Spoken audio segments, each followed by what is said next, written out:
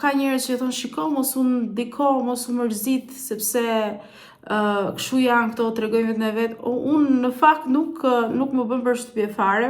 Normal që gjithmonë mendoj që jo të gjithë mund na pëlqejnë, jo të gjithë janë demokrat në kuptimin tolerant të diçkaje, që një pjesë e madhe duan të imponojnë mendimin e tyre apo të shohin diçka që është e njohur për ta, nëse shohin përballë diçka të panjohur i ka paniku ose diçka që nuk e ushtrojnë vetë, nuk e praktikojnë vetë, i ka paniku dhe fillojnë të sulmojnë dhe thonë gjëra që ndoshta disa nuk është se duan të thonë. Por unë kam mësuar që pavarësisht se njerëzit, domethënë si jemi të gjithë një lloj, as gishtat e dorës nuk janë një lloj, secili ka karakterin e vet.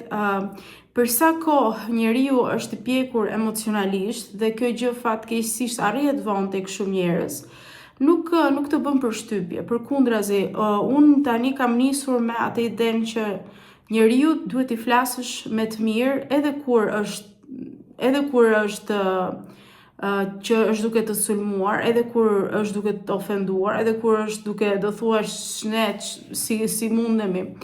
Nuk tregon dobësi kjo gjë. Ndoshta ai njeri duke të parë se ti po i flet me të mira, ndoshta mund t'i vi turp nga vetja vet. Është një lloj forme që nëse ti flet dikujt me mirësi, me paqe, pavarësisht se ai person është duke të sulmuar, mbase ai person ati do t'i vi turp nga vetja e tij dhe ndoshta do ndryshojë. Dhe më ka ndodhur realisht që ka patur njerëz që kanë ofenduar pa cak, pa asgjë, thjesht për urrëtie personale apo islamofobike etj.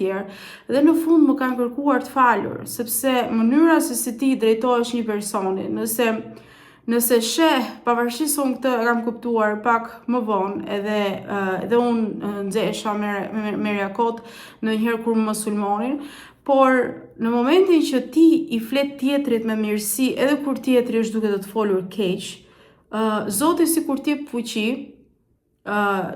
sikur ti nuk bëhesh, sikur nuk të kontrollojnë ndjenjat në atë moment, je ti që i kontrollon ndjenjat, dhe pikërisht në atë moment Zoti sikur ti jep forcë.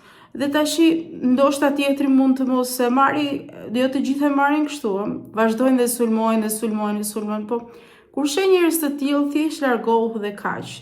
Nuk vetëm në rast se bëhet gjendja rrezikshme, patjetër duhet kërkosh ndihmë.